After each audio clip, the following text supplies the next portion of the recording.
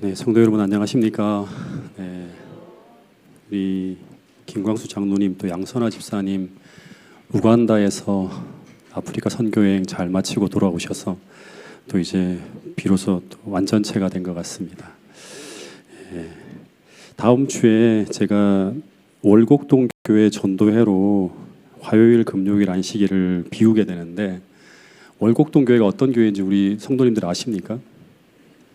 네, 저희 교회하고 자매 결연을 맺은 교회입니다.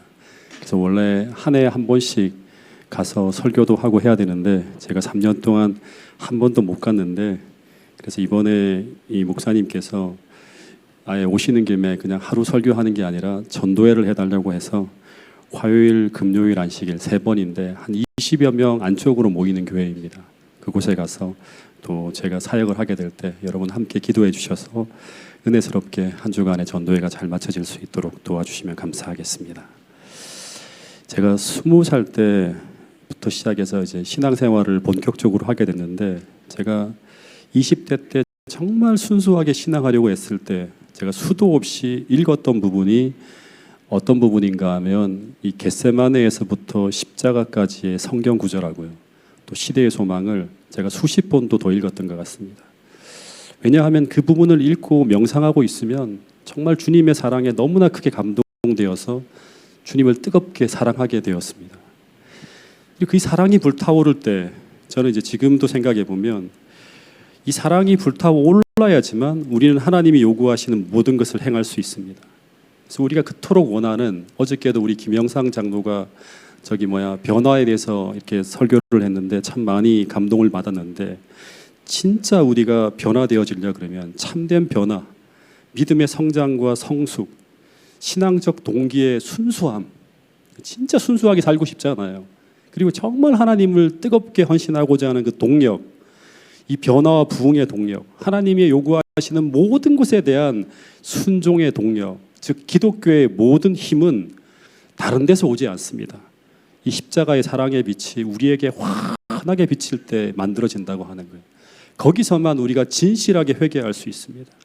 그래서 사도 바울이 이것을 깨닫고 고린도전서 1장 18절에서 이런 말을 했습니다. 우리 같이 한번 읽어볼까요? 고린도전서 1장 18절 말씀입니다. 성경절을 좀 띄워주세요. 네. 네. 같이 한번 읽어보겠습니다. 시작. 십자가의 도가 멸망하는 자들에게는 미련한 것이요 구원을 얻는 우리에게는 하나님의 능력이라. 그 십자가 이야기가 멸망하는 자들에게는 아무것도 아닌 얘기예요. 근데 구원을 얻는 우리에게는 이 하나님의 진실한 사랑을 깨달을 수 있는 하나님의 능력이 거기서 나타난다고 하는 것입니다. 그래서 매일 이 십자가의 장면을 명상하고 묵상하고 연구하는 것은 너무나 중요한 일이라 할 수 있겠죠. 시대 소망에 보면 이런 말씀이 있습니다. 이 말씀을 여러분들의 마음속에 꼭 담고 돌아갔으면 좋겠습니다. 제가 한번 읽어보겠습니다. 우리가 그리스도의 생애를 깊이 명상하는데 매일 1시간씩 바치는 것은 매우 좋은 일이다. 우리는 그분의 생애를 한 조목 한 조목씩 연구하고 각 장면, 특히 그분의 생애의 마지막 장면을 확실하게 머릿속에 그릴 것이다. 글을 안 보고도 쫙 떠올라야 된다고 하는 거예요. 이와 같이 우리가 우리를 위한 그분의 크신 희생을 깊이 생각할 때 그분에 대한 신뢰는 더욱 굳어질 것이며 우리의 사랑은 격발되고 더욱 그리스도의 정신에 깊이 물들게 될 것이다. 만일 우리가 마침내 구원을 얻고자 한다면 누구든지예요. 우리는 십자가 밑에서 통회와 진실한 회개가 일어나야 돼요. 그리고 겸손의 공과를 배워야 한다. 내가 아무것도 아니구나. 정말 이 하나님의 사랑을 느끼니까 내가 정말 아무것도 아니구나 하는 참된 겸손, 겸손하는 척하는 게 아니라 참된 겸손의 공과를 여기서 배울 수 있다고 하는 것입니다. 여러분 정말 우리가 다시 한번 이 뜨거운 여름에 십자가의 사랑이 여러분들의 마음속에 불타서 우리 모두가 주님을 사랑하는 그 마음을 가지고 주님 앞에 순수하고 진실한 믿음의 생애를 살아가기로 결심하고 그런 변화가 일어날 수 있는 태능교회 모든 성도들이 될 수 있기를 간절히 바라겠습니다. 그래서 오늘 저는 예수님의 생애 마지막 장면 중에 하나인 예수님께서 십자가에 달리시기 바로 전날 겟세마네에서 벌어진 장면의 이야기를 가지고 함께 좀 은혜를 나눠보고자 합니다. 예수님이 돌아가시기 하루 전 목요일 밤이었습니다. 그러니까 예수님께서 그날 밤에 저녁 만찬을 드시고 다락방에서 설교하시고 이제 겟세마네로 기도하기 위해서 제자들과 함께 예루살렘 도성을 이 동남문 쪽에 이 문을 빠져나와서 이 기드론 골짜기라 해서 이 아래로 내려가는 한 골짜기가 있어요. 그 밑으로 천천히 걸어가고 있었는데, 근데 당시에 이제 시대의 소망의 표현에 보면 6월절에 크고 둥근 달이 구름 한 점 없는 하늘을 비치고 있었고, 그러다 보니까 이 포도나무 밭이 이렇게 달빛에 환하게 드러나는 거예요. 예수님께서 그 포도나무를 보시면서 비유를 들어서 요한복음 15장에 보면 아주 진지하게 예수님과 당신과 제자들 사이의 관계를 쭉 설명하면서 또 한 번 이렇게 설교를 하시는 거예요. 그러면서 겟세마네 동산을 향해 계속 걸어가셨어요. 그리고 마지막 요한복음 17장에서 제자들을 쫙 모아놓고 연합을 위해서 아주 간절하게 하나 되게 해달라고 하는 기도를 마지막으로 합니다. 그리고 난 후에 몇 발자국 더 가시다가 갑자기 예수님의 말씀이 쫙 사라집니다. 그리고 알 수 없는 슬픔에 잠기더니 잠시 후에 급격한 신음소리를 내면서 비틀거리시면서 이전과 다른 그런 모습으로 쭉 변해가는 거예요. 마가복음 14장 33절 34절에 보면 이 마가는 이 장면을 이렇게 묘사하고 있습니다. 한번 같이 읽어보겠습니다. 시작. 베드로와 야고보와 요한을 데리고 가실새 심히 놀라시며 슬퍼하사 말씀하시되 내 마음이 심히 고민하여 죽게 되었으니 너희는 여기 머물러 깨어 있으라 하시고. 여기서 이 마가는 예수님께서 심히 놀라셨다고 하셨는데, 이 심히 놀라시며라고 하는 단어가 에크담베오라고 하는 이제 헬라어를 쓰는데, 이게 어떤 식으로 이제 번역될 수 있는가 하면 겁에 질린이라는 의미예요. 겁에 질린. 그러니까 마가는 지금 예수님께서 뭔가 겁에 질릴 만큼 큰 두려움에 직면하셨다고 하는 걸 말해주고 있어요. 34절에서는 그래서 주님이 뭐라고 하는가 하면 내 마음이 심히 고민하여 어떻게 되었다? 죽게 되었다고 하시는데, 이 말씀은 죽을 만큼 뭔가 고민스러운 뭔가에 딱 붙들려 있다고 하는 거예요. 시대 소망의 기록에 보면 주님은 막 넘어지는 것처럼 막 흔들렸어요. 이렇게 몸이 막 흔들리고 마치 무거운 짐에 눌린 것처럼 큰 소리로 신음했다고 합니다. 그러니까 막 하시는 거예요. 막 소리를 지르면서 막 갑자기 이전과 다른 모습으로 막 변해가는 거예요. 예수님의 이런 모습은 지난 3년 반 동안 단 한 번도 보지 못한 모습이었다고 하는 거예요. 부축하지 않으면 쓰러질 정도로 그렇게 막 흔들렸다고 하는 거예요. 갑작스럽게. 예수님은 그 어떤 두려운 상황 속에서도 흔들리지 않고 언제나 평온하신 분이었습니다. 늘 제자들에게 하나님을 신뢰하며 근심하지 말라고 말씀하셨고, 심지어 광풍이 막 몰아칠 때도, 배가 침몰하기 직전에 제자들이 무서워 죽는다고 난리를 치고 있을 때도 주님은 두려움 없이 편안하게 주무실 수 있는 분이 바로 누구였는가 하면 예수님이었어요. 그만큼 주님은 아버지 하나님을 절대적으로 신뢰하는 믿음을 가지고 그 어떤 순간에도 평안하게 살아가신 분이 바로 예수님이었습니다. 근데 지금 예수님에게 벌어진 모습은 과거 단 한 번도 본 적이 없는 모습이었어요. 근데 지금 주님이 절망적인 모습으로 무너지고 있는 거예요. 근데 왜 예수님에게 이런 일이 벌어지고 있는 것일까요? 이사야서 53장 6절에 보면 이사야는 먼 훗날 메시아가 이 땅에 오셔서 하실 일 중에 하나가 뭔가 하면 그분의 사역이 마칠 무렵에 그분에게 이런 일이 일어날 것을 예언하고 있습니다. 이사야 53장 6절 말씀도 같이 한번 읽어보겠습니다. 시작. 우리는 다 양 같아서 그릇 행하여 각기 제 길로 갔거늘 여호와께서는 우리 무리의 죄악을 그에게 담당시키셨도다. 우리는 다 양 같아서 그릇 행하여 각기 제 길로 갔거늘 여호와께서 우리 모두의 죄악을 우리에게가 아니라 그에게 담당시키실 것이라고 기록하고 있습니다. 그래서 이날 이제 예수님의 3년 반의 사역이 끝나는 이날, 이제 그 다음 날이 무슨 날이죠? 6월절이 시작되는 안식일이었는데, 근데 이 안식일 이제 하나님은 예수님을 6월절 희생의 양으로 잡기 위해서 이사야서의 예언대로 창세 이후로 인간들이 저지른 모든 죄를 예수님께로 전가시키셨다고 하는 거예요. 근데 우리 인간의 모든 죄가 예수님에게로 옮겨지자 이제 어떤 일이 벌어지는가 하면 이 겟세마네에서부터 십자가의 형벌이 주님에게 내려지고 있는 것입니다.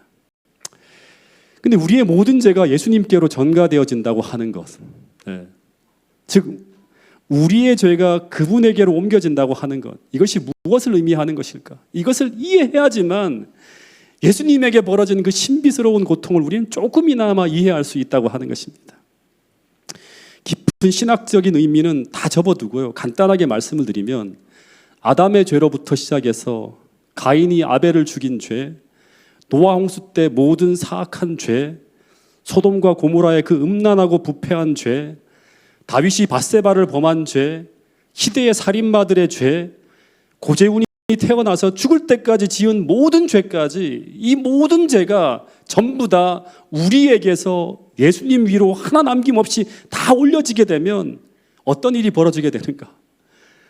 간단하게 말하면 예수님은 이제 하나님 앞에서 그야말로 세상에서 가장 사악하고 가장 흉악하고 가장 더럽고 가장 추악한 인간으로 하나님 앞에 딱 서게 되었다고 하는 것입니다. 그러면 어떻게 되는가? 우리는 하나님의 공의가 무엇인지 몰라요. 제가 지난주에도 그렇게 설교했지만 우리는 하나님이 얼마나 죄를 미워하는지 몰라요. 그래서 우리가 물맞으시듯이 너무나 편안하게 죄를 짓고 있는 거예요. 근데 주님은 알아요. 하나님이 얼마나 죄를 미워하시는지. 그래서 주님은 죄에 대한 하나님의 분노하심을 의식함으로 하나님의 공의 앞에 떨고 있는 장면이 바로 어떤 장면인가 하면 겟세마네에서 벌어지는 장면이었다고 하는 것입니다. 이 말이 어떤 의미인지 조금 더 설명하면 예수님께서 세상 죄를 짊어지셨다고 하는 것은 예수님께서 하나님 앞에 죄를 지은 사람처럼 모인 게 아니라, 그래서 하나님은 예수님을 사랑하는데 그 죄를 짊어진 것 때문에 어쩔 수 없이 예수님에게 형벌을 가하는 것이 아니라, 예수님은 죄인이 아닌 깨끗한 분인데 예수님이 죄를 지은 척 하신 게 아니라 실제 인류의 모든 죄가 예수님 위로 실제적으로 옮겨졌다고 하는 거예요. 근데 이 일이 벌어짐으로 말미암아 예수님에게 어떤 일이 벌어지는가? 또다시 말하지만 예수님은 하나님 아버지 앞에 그분이 서 있을 때 아버지 하나님이 더 이상 자신을 사랑할 수 없는 그런 상태가 되었다고 하는 것을 느끼는 거예요. 예수님이 정말 괴로워하신 것은 뭔가 하면 죄와 한 덩어리가 된 자신을 아버지 하나님이 더 이상 사랑할 수 없다고 하는 것을 알기 때문에 그것을 깊이 느끼는 데서 오는 고통이었다고 합니다. 그래서 이런 글이 있어요. 이 말씀을 같이 한번 읽어보겠습니다. 시대의 소망 125페이지에 있는 말씀입니다. 시작. 사람들의 죄악이 그리스도를 무겁게 억눌렀으며 죄에 대한 하나님의 분노를 의식함으로 그분의 생명은 파괴되어 가고 있었다. 사람들의 죄악이 그리스도를 무겁게 억눌렀으며 죄에 대한 하나님의 분노를 의식함으로, 이걸 생각만 하더라도 어떻게 되는가 하면 그분의 생명이 어떻게 되어가고 있었다? 무너지고 부서지고 있었다고 하는 거예요. 제가 이 말씀 하나하나를 젊었을 때부터 지금까지 수도 없이 묵상하는 대목들이 있는데 하나 한 구절 한 구절마다 잘 못 느끼겠으니까 사람들의 죄악이 그리스도를 무겁게 억눌렀다고 합니다. 그리고 이 무게에 억눌려서 숨을 못 쉴 만큼 주님은 괴로워하셨다고 하는 거예요. 이게 도대체 무슨 말일까? 오래전에 제가 사모랑 같이 수락산을 등산하게 되었습니다. 산에 올라갈 때 성주 엄마가 맨날 제가 어디를 갈 때마다 두고 가라고 하는 게 있어요. 그게 뭐냐면 책이에요. 제발 책은 두고 가라고 하는데 저는 산속에서 책을 읽는다면 집에서보다 훨씬 더 은혜스럽게 읽을 수 있을 것 같아갖고 배낭에다가 읽고 있는 책 2권과 또 레퍼런스로 보는 책이 있어요. 제가 이렇게 설교할 때 보면 쫙 책을 펼쳐놓는데 레퍼런스 보는 책이 있고 진짜 독서하는 책이 있고 설교할 때 참고하는 책들이 있어요. 근데 레퍼런스로 보는 책들을 여러 권을 배낭에다 다 넣었습니다. 그리고 거기다가 집에서 보는 얇은 성경책을 가져가려고 하다가 이건 찾기가 좀 힘들어요. 그래서 제가 집에서 늘 보던 두꺼운 성경책을 또 집어넣습니다. 그리고 여러 물병에다가 과일에다가 먹을 음식까지 잔뜩 넣어가지고 수락산 입구에 딱 도착했습니다. 길을 선택해야 되는데 초입에서 2갈래 길이 있더라고요. 근데 오랜만에 등산이라 좀 단시간에 운동량을 좀 늘려야 될 것 같아서 그 어떤 쪽을 선택했는가 하면 가파르게 올라가는 쪽을 선택을 했습니다. 제가 당시에 나이가 좀 들었다고 하는 생각을 잊어버린 것 같았어요. 한 10분을 올라가는데 죽을 것처럼 막 숨이 차왔습니다. 잠깐 쉬면서 배낭을 내리고 싶어 죽겠는데 근데 오르막 능선이라 그렇게 할 장소가 없는 거예요. 계속 배낭을 짊어진 채 조금 쉬고 또 올라가고 또 올라가면서 계속 올라가는데 나중에는 순간순간 뭔가가 막 짓누르는 압박감이 계속 느껴오고 심장은 막 폭발할 것처럼 막 벌렁벌렁거리기 시작하는 거예요. 근데 그렇게 한 20분을 올라가는데 나중에는 등에 지은 짐이요, 이제 무거운 것이 아니라 막 고통스러운 거예요. 이것을 버릴 수도 없고 두고 갈 수도 없고 얼굴에는 막 땀이 마구 막 흘러내리는데, 근데 이 땀은 운동에서 나는 땀이 아니라 식은땀 같았어요. 막 너무너무 힘든 거예요. 그러면서 막 정신이 아득해지는데 그냥 어디 장소만 만나면 그냥 모든 짐을 벗어버리고 큰 대자로 눕고 싶은 거예요. 너무나 힘드니까 그 순간에 제가 어떤 생각이 들었는가 하면 책 한 권만 내려놔도 살 것 같은 거예요. 책 한 권 한 권의 무게가 다 느껴지는 것 같았어요. 나중에는 입고 있는 외투의 무게까지도 다 느껴지는 거예요. 이거 하나만 벗으면 얼마나 좋을까. 근데 그때 저는 예수님 위에 올려진 그 죄짐을 생각하게 되었습니다. 만약 제가 감당할 수 없는 100권의 책이 들어있는 거대한 배낭을 짊어지고 산을 오르고 있었다면 저는 그 짐에 눌려서 한 발자국도 걷지 못하고 그냥 졸도해 버렸을 거예요. 근데 100권도 아니고 수천 권도 아니고 수만 권의 책도 아닌 정말 상상할 수 없을 정도의 거대한 죄짐이 그분을 눌러버리고 있는 상태가 바로 이날 이 겟세마네 동산에서 예수님에게 벌어진 일이고, 그리고 그 엄청난 죄짐이 예수님 위에 올려지는 순간 그분의 육신은 그 죄의 무게로 부서지고 있었다고 하는 게 시대소망에 나온 이야기라고 하는 것입니다. 여러분, 그래서 오늘 우리가 무심히 저지르고 있는 모든 죄들은 다 그냥 아무것도 아닌 것으로 사라지는 것이 아니라, 그냥 용서되어지는 것이 아니라 전부 다 주님 위로 올려져서 주님을 고통스럽게 하는 무거운 죄짐이 되었다고 하는 생각을 하면서 오늘 정말 우리 심령에서 죄를 미워하는 마음이 성령을 통해 부어지게 해달라고 다 같이 기도할 수 있는 여러분 모두가 되었으면 좋겠습니다. 더하여서 오늘 우리를 지배하고 있는 이 죄된 욕망이 이 시간 여러분의 마음속에 보인다면 이 예수님의 십자가의 희생을 생각하면서 진심으로 회개하고 버릴 수 있는 그런 선택이 오늘 여러분 모두에게 벌어질 수 있게 되기를 간절히 바라겠습니다. 또 하나, 당시 이 죄의 무게보다 더 훨씬 큰 고통이 있었다고 합니다. 여러분, 예수님은 아버지 하나님과 영원전부터 완전히 하나로 연합되어져 살아가고 있었습니다. 이것을 가지고 뭐라고 하죠? 삼위일체라고 합니다. 세 분의 하나님은 완전한 사랑으로 영원한 세월을 살아오신 분이었습니다. 저는 지금 제 아내와 30년 가까이 살고 있는데요, 서로가 가끔씩 나누는 이야기가 있어요. 이게 뭔가 하면, 만약 주님의 재림이 지체되어지면서 우리가 헤어지게 될 때를 가끔씩 이렇게 생각하는데, 그 장면을 잠깐만 생각해도 너무나 끔찍할 정도로 고통스러운 것입니다. 우리 교회에도 정말 부부간에 사별의 아픔을 겪으시는 분이 있는데 그 고통이 얼마나 큰지 우리는 잘 몰라요. 근데 저희 부부보다 비교할 수 없을 만큼 훨씬 더 큰 사랑으로 영원한 세월을 연합해서 살아오신 분들이 바로 누구인가 하면 삼위의 하나님이십니다. 근데 그토록 오랜 기간 상상을 초월할 정도의 사랑으로 연합되어져 살아오신 그 삼위일체의 연합이 이제 깨어졌던 곳이 어디인가 하면 바로 겟세마네 동산이라고 하는 것입니다. 근데 당시 예수님께서 아버지 하나님과 분리되어진다고 하는 것을 느끼기 시작할 때, 그때부터 예수님이 느끼셨을 두려움은요, 상상을 초월한 고통이었다고 합니다. 그래서 그 고통을 조금 짐작할 수 있는 구절들이 있는데, 시대소망 686페이지에 보면 그분은 죄로 말미암아 아버지에게서 분리되었다는 것을 느꼈다. 그 시면은 매우 넓고 매우 검고 매우 깊었으므로 그분의 심령은 그 앞에서 떨고 있었다고 합니다. 그걸 느끼는데 그 심령이 너무나 넓고 막 칠흑 같은 어두움이에요. 그래서 그분의 심령이 막 떨고 있다고 합니다. 시대소망 686페이지, 687페이지에도 이 똑같은 말씀들이 있는데 한번 읽어보겠습니다. 이 말씀들은 시작. 당신 앞에 놓인 투쟁에서 그리스도의 영혼은 하나님에게서 분리되지 않을까 하는 두려움으로 가득 찼다. 고통 중에 마치 그분은 하나님에게서 더 멀리 떨어지지 않으시려는 것처럼 차디찬 땅바닥에 엎드리신다. 그러니까 분리되었다고 하는 걸 느꼈는데 예수님은 이 두려움이 너무나 커서 어떻게든 떨어지지 않으려고 막 몸부림치는 모습이 이 구절 하나하나에서 느낄 수 있는 그런 장면입니다. 오래전에 제가 초등학교 진학하기 전이었어요.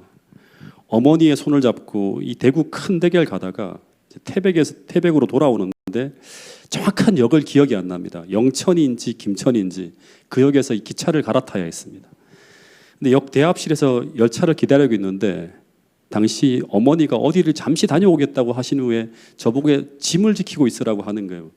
초등학교도 들어가기 전이었는데. 근데 어머니가 아마 화장실에 갔다 오신 것 같아요. 급하게 가신 것 같아요. 근데 어린 저는 어머니가 오랫동안 기다려도 오지 않으니까 불안해지기 시작했고, 갑자기 엄마를 잃어버렸다는 생각을 딱 들자마자 그때부터 울기 시작했어요. 지금도 기억나요. 그 옛날에 그 역사에 사람들이 다 쳐다보는데 막 혼자 짐 붙들고 막 울고 있는 모습. 근데 울어도 엄마가 나타나지 않자 그 낯선 곳에서 혼자 떨어져서 엄마와 분리되어졌다고 하는 생각을 하니까 감당이 안 되는 거예요. 나는 아무것도 할 수 없는데. 근데 아무리 둘러보아도 나를 보호하고 지켜줄 수 있는 어떤 존재도 보이지 않는 거예요. 주변의 모든 것이 다 공포로 변하면서 너무나 불안해서 그 김천역인지 영천역인지 떠나갈 정도로 막 울기 시작했던 걸 기억이 납니다. 근데 그때 느끼는 그 두려움이 얼마나 컸던지 저는 압니다. 그런데 당시 주님도 이 아버지가 자신을 떠나가고 있다고 하는 걸 감지했어요.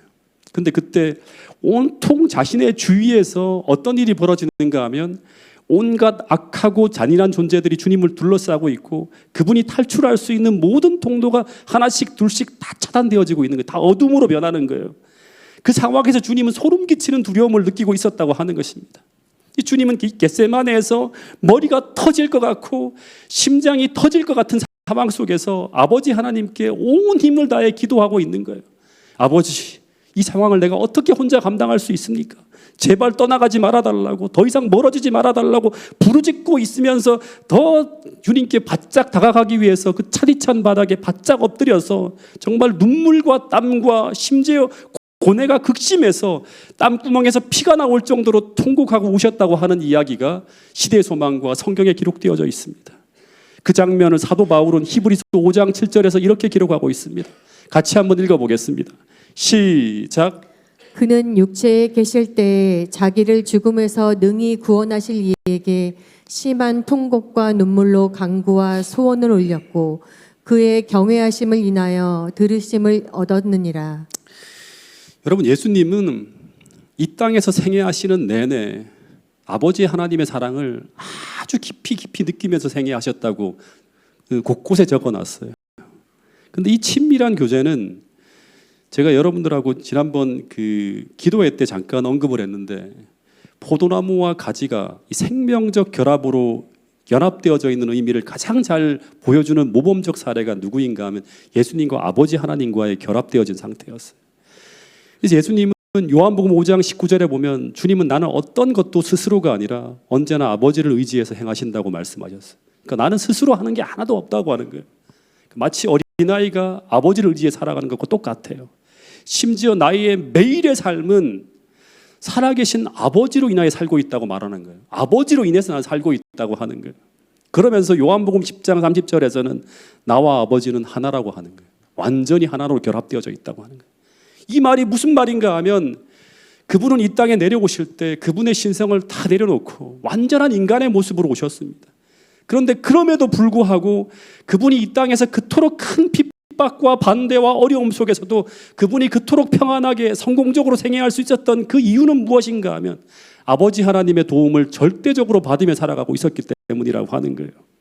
그래서 이게 어떻게 설명하면 좋을까 생각하는 가운데 하나 떠오른 게 뭐냐 그러면, 이 아버지 하나님과 예수님 간의 연합은요, 마치 심해 잠수부가 그 위험하고 치명적인 심해로 들어가서 어떤 일을 하기 위해 들어갈 때 그 수면 위에 생명을 주는 공기통과 연결되어진 그 호수를 의지해서 그 심해라고 하는 위험하고 치명적인 환경 속에 들어간 것과 똑같은 거예요. 그래서 다시 말해 잠수사에게 이 공기줄은 생명줄인 것처럼 예수님에게 아버지와의 연합은요, 예수님에게 생명줄과 같은 것입니다. 근데 그것이 막히거나 끊어지면 그 심해에서 어떤 것도 할 수 없고 그냥 죽는 것입니다. 왜냐하면 그분은 스스로는 그 어떤 것도 할 수 없는 한 무력한 인간이었기 때문이라고 하는 것입니다.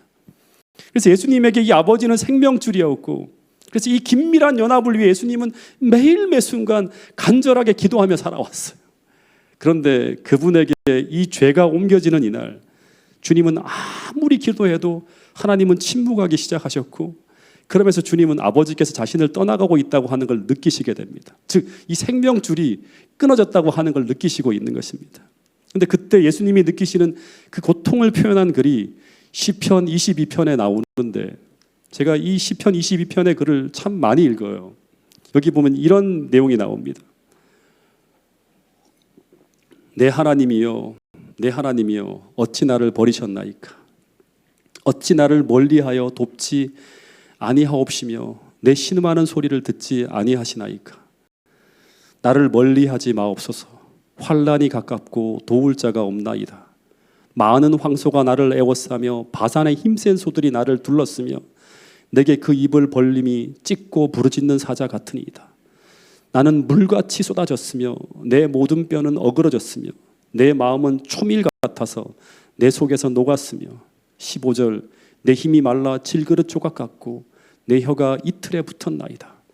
주께서 또 나를 사망의 진토에 두셨나이다. 개들이 나를 애워쌌으며 악한 무리가 나를 둘러 내 수족을 찔렀나이다. 여러분, 시편 22편의 이 기도는 겟세마네에서 십자가까지 주님의 마음에 떠나지 않는 고민과 그 고민을 기도로 표현하고 있는 내용입니다. 주님의 마음이 어떤 마음이 있는지를 가장 잘 보여주는 내용이 시편 22편 1절부터 16절까지의 내용이에요. 근데 이 기도문의 중심에는 어떤 내용이 있는가 하면 하나님 나를 버리지 마시고 나를 멀리하지 말아달라고 그 겟세마네 동산에서 애타게 부르짖는 모습을 그대로 표현하고 있습니다. 나는 물같이 쏟아졌고 내 마음은 촛밀같이 내 속에서 녹았고 나는 이제 마치 힘센 소들이 나를 둘러싸고 나를 공격하듯이 나는 완전히 악한 존재에 둘러싸여 죽어가고 있다고 하는 것입니다. 그래서 이때 이 주님이 하나님과 분리되어지고 있다고 하는 것을 느끼면서 또 하나 엄습해 들어오는 또 하나의 공포가 무엇인가 하면 바로 주님은 이제 자신의 인성으로서는 이 다가오는 흑암의 세력과의 투쟁을 견디지 못할 것 같은 그런 두려움을 느끼고 있다고 하는 것입니다. 시대의 소망 686페이지엔 이런 말씀이 있어요. 그리스도께서는 아버지와의 연합이 깨어졌다고 하는 걸 느꼈을 때 당신의 인성으로 다가오는 흑암의 세력과의 투쟁을 견딜 수 없을 것이라고 하는 그 두려움이 그분을 감쌌다고 하는 것입니다. 여러분, 동물원에 가서 우리가 사자를 구경할 때 두려움을 느낍니까, 여러분들? 두려움을 느끼지 않죠. 이 사자들은 인육을 먹을 뿐 아니라 굶주려 있을 때는 닥치는 대로 사람을 해칠 수 있어요. 근데 이 굶주려 있는 사자로부터 단지 몇 발자국 떨어져 있지 않은 곳에 우리가 다 서 있잖아요. 동물원에 가면. 근데 우리가 도망치거나 비명을 지르거나 하지 않고 그 자리에 서 있을 수 있는 이유가 무엇이죠? 그것은 바로 거대한 창살이, 강철 창살이 그 사이에 가로져 놓여져 있기 때문이에요. 마찬가지로 예수님이 언제나 당신을 증오하고 해치려고 하는 그 어마어마한 악한 천사와 더하여 악한 천사에게 충동되어진 무리들에게 둘러싸여 있었지만, 그러나 예수님께서 전혀 두려워하지 않고 평안하게 살아갈 수 있었던 이유는 무엇인가 하면 멘탈이 강해서가 아니라 이 마귀와 예수님 사이에는 언제나 강철로 된 창살 같은 아버지 하나님의 임재가 그분을 두르고 있었기 때문이라고 하는 것입니다. 그래서 그 어떤 악한 존재도 주님을 다치게 할 수 없었어요. 그런데 이제 겟세마네에서 그 창살이 거치고 있었다고 하는 것입니다. 그러면서 전례 없는 사단의 접근이 예수님에게 허락되어지고 있었고, 평생 단 한 번도 일어나지 않은 일, 폭도들에게 구타를 당하시고 로마 병정들에게 채찍을 맞으시는 육체적인 공격이 막 허용되어지고 있는 거예요. 그 전까지 단 한 번도 어떤 존재도 주님께 손을 댈 수 없었는데, 그런데 그 사단의 공격은 이제 육체만이 아니라 예수님의 마음과 정신까지 향하고 있었습니다. 예수님의 정신과 마음을 뒤흔드는 공격은 육체의 공격보다 훨씬 더 심각한 것이었다고 하는 것입니다. 그런데 아버지 하나님이 그 모든 걸 다 허락하고 있는 거예요. 지금 여러분들이 느끼고 있는 그 고민과 고통과 힘든 것보다 훨씬 더 힘든 그러한 고통을 이 겟세마네 동산에서 주님께서 경험하셨다고 하는 것입니다. 근데 시대의 소망에 보면 사단이 예수님의 정신을 공격하는 공격 중에 가장 무시무시한 공격이 무엇이었는가 하면 바로 예수님께서 이 죄의 짐을 짊어짐으로 말미암아 이 아버지 하나님과의 일시적 분리가 영원한 분리가 될지 모른다고 하는 생각이었어요. 이 시대의 소망에 보면 이런 기록이 있습니다. 당신 앞에 놓인 투쟁에서 그리스도의 마음은 하나님에게서 영원히 분리되지 않을까 하는 두려움으로 가득 찼다. 사단은 그리스도께서 만일 그 그가 죄악이 가득 찬 이 세상을 위하여 보증인이 된다면 하나님과 영원히 끊어질 것이라고 막 유혹했다고 하는 이야기가 나옵니다. 근데 이 유혹으로 예수님은 거의 마귀에게 정복당할 지경이었다고 합니다. 그래서 이 십자가로부터 오는 육체적 고통이 그분에게 느껴지지 않았다고 해요. 나중에는 얼마나 큰 것이었으면 그토록 고통스러운 육체적 고통이 전혀 느끼지 않을 정도로 고통스러웠던 때가 바로 이 사단이 예수님의 정신을 뒤흔드는 이 고통이었다고 하는 것입니다. 이 구절을 한번 읽어볼까요? 시대소망 753페이지에 있는 말씀입니다. 시작. 우리의 대속자여 보증인이 되시는 그리스도께 우리 모두의 죄가 놓여졌다. 불법으로 인하여 생긴 죄에 대한 하나님의 진노, 곧 그분의 무서운 불쾌하심이 당신의 아들의 영혼을 전율하게 만들었다. 이제 그분이 지신 죄의 엄청난 무게로 인하여 그분은 화해를 나타내는 하나님의 얼굴을 볼 수 없었다. 이 최대의 고민의 시간에 하나님께서 구주로부터 얼굴을 돌리심으로 인간이 결코 완전히 이해할 수 없는 슬픔이 그분의 마음을 찔렀다. 이러한 고민이 너무 컸기 때문에 그분은 육체적 고통을 거의 느낄 수 없었다. 여러분, 그러니까 이 사단이 맹렬한 유혹으로 예수님의 마음을 쥐어짜듯이 괴롭혔고, 지금 예수님의 상황은요, 마치 그 어떤 하나님의 보호하심도 없는 환경 속에서 온갖 맹수가 우글거리는 그 지옥 같은 환경에 던져진 것입니다. 모든 보호하심이 다 거쳐진 가운데 사정없이 맞으시고 고통당하시고 하는 그런 지옥과 같은 그런 환경 속에 던져진 거예요. 엘리 위젤이라고 하는 사람이 쓴 이 밤이라고 하는 책에 보면 당시 유대인 대학살 당시에 있었던 악몽 같은 이야기가 이제 나옵니다. 이 사람이 나치 포로 수용소에서 아버지와 영원한 이별을 앞두고 있었던 그 순간을 회상하면서 적은 글인데요. 제가 한번 읽어드리면, 멀지 않은 어느 구덩이에 불길이 막 피어올랐는데 아주 거대한 불길이었다. 그들은 무언가를 태우고 있었다. 화차가 구덩이에 다가가더니 짐을 내려놓았는데 그것은 어린아이들이었다. 얼굴을 꼬집어 보았다. 내가 아직 살아있는 걸까? 내가 깨어있는 걸까? 이 사실을 믿지 못했다. 어떻게 저들이 사람, 그것도 어린아이들을 태워 죽일 수 있단 말인가? 아버지의 목소리를 듣고는 그 생각에서 헤어나왔다. 아버지의 목소리는 무척이나 슬프게 들렸다. 나는 아버지가 당신의 아들이 타 죽는 것을 보고 싶어 하지 않는다고 하는 것을 깨달았다. 내 이마에는 식은땀이 흥건했다. 아버지는 울었다.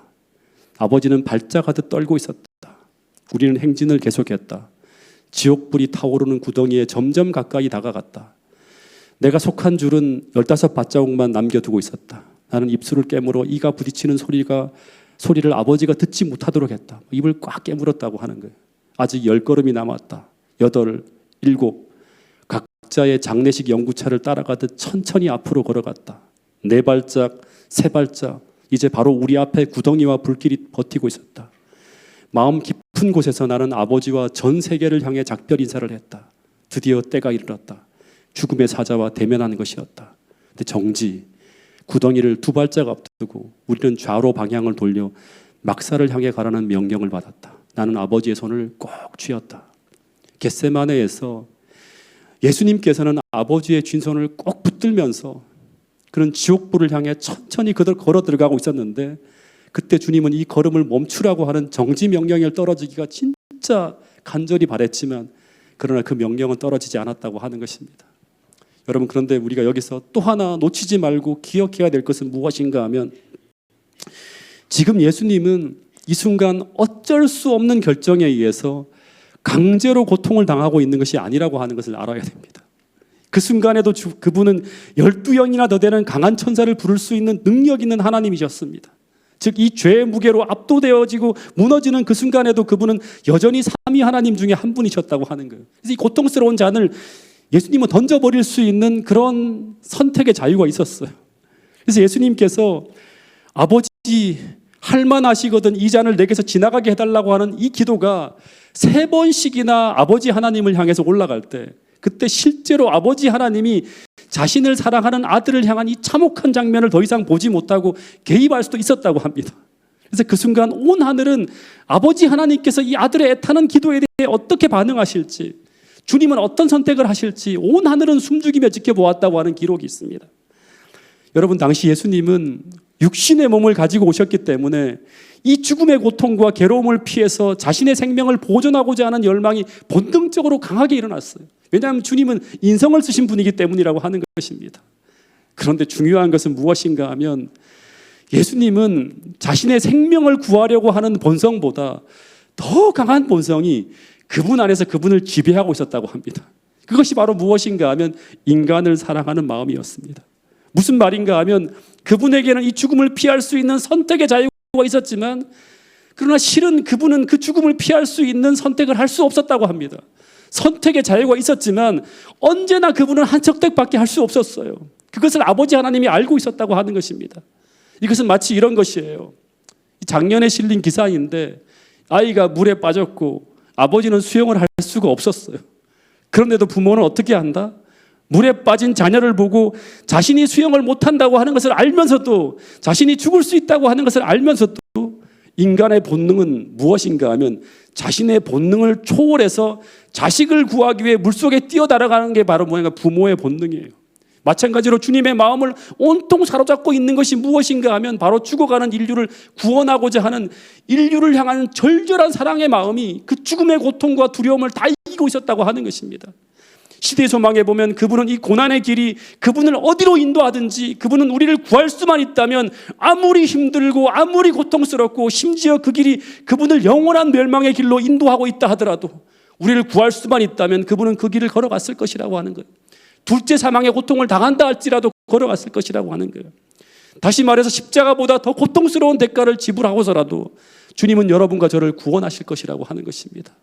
왜냐하면 그것이 그분의 성품이고 품성이고 그분의 사랑이기 때문입니다. 다시 말해 그분을 지배하고 있는 이 사랑은 여러분, 우리가 상상하는 것보다 훨씬 더 크고 더 위대하고 더 어마어마한 사실을 여러분 꼭 기억할 수 있게 되기를 간절히 바라겠습니다. 그런데 그 동일한 사랑으로 아들을 사랑하시는 그 아버지께서 이것을 지켜보실 때 그 아버지의 마음이 얼마나 고통스러웠을까요? 마지막으로 한 예화만 좀 더 들려드리고 오늘 말씀을 줄이겠는데요. 오래전에 성주가 초등학교 3학년 때였습니다. 제가 원당에서 사역을 하고 있을 때였는데 어느 금요일 안식일부터 계속 배가 아프다고 하는 거예요. 저는 소화불량이거니 하고 생각을 하고 방치하고 있다가 토요일 저녁에 막 계속 배가 아프다고 하는 거예요. 너무 아프다고. 교회 행사를 다 마치고 어디로 데리고 왔는가 하면 이 원당에서 가까운 명지병원으로 응급실로 데리고 왔어요. 토요일이니까. 그래서 응급실에서 한두 시간 동안 병원에서 엑스레이, CT를 다 찍고 난 후에 의사들이 검사 결과를 설명하는데 뭐라고 하는가 하면 맹장입니다 하는 거예요. 수술을 할 테니까 각서를 이제 딱 갖다 놓고 사인을 하라고 하는 거예요. 저쪽에 앉아있는 성주를 쳐다보는데 아무것도 모르고 침대 위에서 앉아갖고 나를 빤히 쳐다보면서 막 개구진 모습으로 막 웃고 있는 거예요. 근데 그때가 안식일이라서 교회에서 장년들과 모든 시간을 다 마치고 양복을 입은 채로 이제 제가 왔고, 당시 성주 엄마는 청년 파트를 맡고 있어갖고 청년들을 데리고 전화하니까 대부도에 있대요. 새벽 1시나 되어서 온다고 하는 거예요. 제가 잠시 성주 엄마하고 전화하고 있는 동안 한 인턴 의사가 성주에게 다가가서, 그때 초등학교 3학년이었을 거예요. 아무것도 모르는 그 꼬마 아이에게 수술을 받게 될 것이라고 하면서 설명을 하고 있는 거예요. 아주 무섭게 설명을 하고 있는 거예요. 그리고 의사들이 수술 준비하러 바쁘게 막 수술 가운을 입고 왔다 갔다 하는데 제가 혼자 침대에 앉아서 훌쩍훌쩍거리고 울고 있는 성주를 본 거예요. 제가 다가가니까 수술 전 반응 검사라고 해서 간호사를 이제 막 이 간호사가 검사를 하는데 이 성주 녀석이 간호사를 붙들고 살려주세요. 제발 절 살려주세요. 저 수술 안 받을래요 하는 거예요. 그리고 제게도 아빠 날 좀 살려줘. 수술 안 받게 해줘 하면서 막 우는 거예요. 제가 성주야 이거 간단한 수술이야. 한잠 자고 탁 깨어나면 그냥 다 끝나는 거야. 그냥 말 그대로 아주 가벼운 수술이니까 걱정하지 마. 그랬더니 성주가 뭐라고 하는가. 아빠 그래도 혹시 내가 수술 받다가 안 깨어나면 어떻게 하면서 무서워 하면서 막 계속 통곡을 하고 우는 거예요. 근데 이 천방지축 개구장이가 환자복을 입고 죽음을 걱정하며 울고 있는 모습을 보는데 제 마음이 너무 아픈 거예요. 주사를 10대 맞을 테니까 수술 안 받게 해달라고. 그래서 필사적으로 매달리는 거예요. 못 깨어날 수도 있잖아. 못 깨어나서 엄마 아빠 못 보면 어떻게 하냐고 하면서 막 그런 생각을 하는데, 그때 제가 어떤 생각이 들었는가 하면, 제가 그때 처음으로 그때 이제 매일 시대 조망을 읽고 있었다 했잖아요. 예수님이 그 겟세마네에서 부르짖는 기도의 소리를 듣고 있는 아버지 하나님의 모습이 막 떠올랐어요. 아버지, 제가 영영 아버지와 분리되어서 이제 영원히 아버지와 이별할까 너무너무 두려워요 막 하는 거예요. 너무 두렵습니다 하고 하는 그 소리가 막 들려오는 거예요. 그래서 막 진짜 수술을 못 받게 하고 싶지 않은 거예요. 근데 성주가 그때 이런 이야기를 했어요. 아주 영감적인 이야기였는데 아빠 부탁이 있다고 하는 거예요. 내가 꼭 수술을 받아야 한다면 제발 이 병원 말고 하나님을 믿는 병원, 즉 서울위생병원으로 데려가 달라고 하는 거예요. 거기서는 수술을 받겠다고 하는 거예요. 그래서 의사들에게 서울위생병원으로 데려가겠다고 했더니 그랬더니 의사들이 난리가 났어요. 염증이 심각해서 뭐 CT상을 나한테 보여주는데 이게 볼록 올라와 있더라고요. 심각해서 도중에 맹장이 파열돼서 복막염이 되면 생명이 위험해질 수 있다고. 그래도 가겠다면 자신들이 책임지지 않을 테니 각서 쓰고 가라고 하는 거예요. 제가 뭐가 홀렸는지 명주병원에서 수술을 퇴원을 시켜서 그 밤늦은 시간 성주를 데리고 성주와 다인이에게는 대한민국에서 제일 믿을 수 있는 병원인 하나님을 믿는 서울위생병원으로 그 밤에 응급실에 데려갔어요. 거의 밤 11시였는데 데려갔더니 명지병원보다 훨씬 낙후된 시설에 웬 낯선 의사가 눈을 비비면서 일어나서 아주 귀찮은 듯이 저와 성주를 아주 불친절하게 맞이하면서 왜 명지병원에 수술 받고 오지 여기 왔냐고 하는 거예요. 제가 뭐라고 했는가 하면 우리 아이가 하나님을 믿는 병원에 수술을 받겠다고 해서 왔다고 했는데 그분이 재림교인이 아니었던 것 같아요. 거기에 대해서 아무런 대꾸하지 않고 굉장히 짜증을 내는 표정으로 다시 CT하고 찍어야 된다고 하는 거예요. 그러면서 똑같은 시간 2시간 정도 CT 찍고 뭘 검사를 받은 후에 의사가 말하기를 맹장이 확실한데 근데 수술을 빨리 해야 하잖아요. 그러면 수술을 오늘 안 된다고 하는 거예요. 명지병원에서는 1시가 급하다고 했는데 여기서 수술을 담당하는 의사가 지금 없대요. 내일 수술을 받아야 된다고 하는 거예요. 그래서 여기서 그냥 거기 수술을 받고 왔으면 될 텐데 왜 똑같은 일을 반복하냐고 하면서 막 그런 얘기를 하는 거예요. 그래도 어쩔 수가 없어서 그날 밤 병실에 입원했는데 너무 불안한 거예요. 이게 터지면 어떻게 해요? 복막염으로 가는 거예요. 명지병원에서 급하다고 했는데 여기서 너무나 태어난 거예요. 그날 저녁부터 다음 날까지 성주는 물 한 모금 안 먹고 수술대기를 했습니다. 밤새워 불안했던 성주 곁에서 저도 성주가 밥을 먹을 수 있을 때까지 물 한 모금 먹지 않고 밤새워서 그날 교회에서 입고 온 그 양복을 입은 채로 꼬박 밤을 새우면서 성주가 안정을 찾을 때까지 성주 곁에서 성주를 지켜봤어요. 그러면서 어떤 기도를 했는가 하면 첫 번째 밤새도록 기도했는데 맹장이 터지지 않게 지켜달라는 기도를 했고요. 또 하나는 주님 할만하시거든 이 수술을 성주가 안 받게 해달라고 기도를 했어요. 근데 기적이 벌어졌습니다. 아침에 성주가 피를 뽑아서 피 검사를 해보니까 염증 수치가 정상으로 떨어졌다고 하는 거예요. 맹장염이 사라졌다고 하는 거예요. 그래서 아침에 성주가 기적처럼 수술도 안 받고 퇴원했어요. 지금까지 멀쩡하게 맹장을 달고 다니고 있습니다. 여러분 성주의 이 모습을 보면서 저는 밤새 겟세마네 동산에서 예수님께서 기도하시는 그 피마르는 부르짖음을 들으시는 그 아버지 하나님을 작게나마 제가 느낄 수 있었어요. 그런데 아버지 하나님도 저처럼 이 아들을 살릴 방법이 없을까 밤새워 고민하며 당하지 않았을까. 그러나 결론은 무엇인가 하면 그 아들의 고통과 부르짖음에도 불구하고 인류의 죄를 끝까지 짊어지도록 허락하시는 그 아버지 하나님의 거룩한 희생을 통해서 오늘 우리는 하나님께서 우리를 얼마나 사랑하신지를 깨닫게 되었다고 하는 것입니다.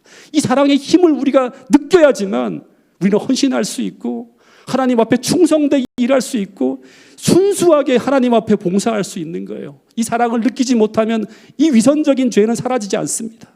여러분 우리가 마지막까지 꼭 기억해야 될 것은 무엇인가 하면 인류의 죄악을 짊어지고 그 하나님 아버지 앞에서 공의에 떨면서 그 두려움과 고통과 절망 속에 무너지는 그 예수 그리스도의 모습을 바라보면서 우리는 무엇을 생각해야 되는가 하면 정말 중요한 한 가지는 원래 그 자리는 그분이 계셔야 될 자리가 아니었다고 하는 것입니다. 다시 말해 그 고통은 주님이 당하셔야 될 고통이 아니었다고 하는 것입니다. 그것은 바로 내가 있어야 할 자리이고 그 고통은 내가 당해야 될 고통이었다고 하는 거예요.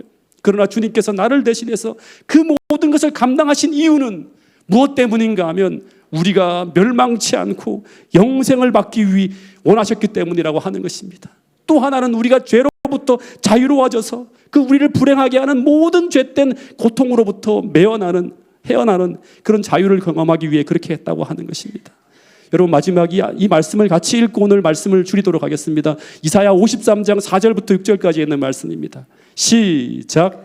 그는 실로 우리의 질고를 지고 우리의 슬픔을 당하였거늘 우리는 생각하기를 그는 징벌을 받아서 하나님에게 맞으며 고난을 당한다 하였노라. 그가 찔림은 우리의 허물을 인함이요 그가 상함은 우리의 죄악을 인함이라. 그가 징계를 받음으로 우리가 평화를 누리고 그가 채찍에 맞음으로 우리가 나음을 입었도다. 여러분 이 안식일 우리는 다 양 같아서 그릇 행하여 각기 제 길로 갔거늘 여호와께서는 우리 무리의 죄악을 그에게 담당시키셨도다. 여러분 이 안식일 이 하나님의 놀라운 사랑과 놀라운 희생에 대해 정말 감사하는 삶을 살게 되기를 간절히 바라겠습니다. 더하여 이 거룩한 희생이 헛되지 않도록 오늘도 우리를 지배하려고 하는 모든 죄악을 이 십자가의 사랑의 힘으로 우리 모두가 참되게 회개하며 버릴 수 있게 되기를 간절히 바라겠습니다. 그리고 이 거룩한 사랑이 우리의 마음을 지배함으로 말미암아 주님이 기뻐하시는 삶을 살아갈 수 있는 참된 변화가 일어나는 여러분과 저가 될 수 있기를 간절히 바라면서 오늘 말씀을 마치도록 하겠습니다.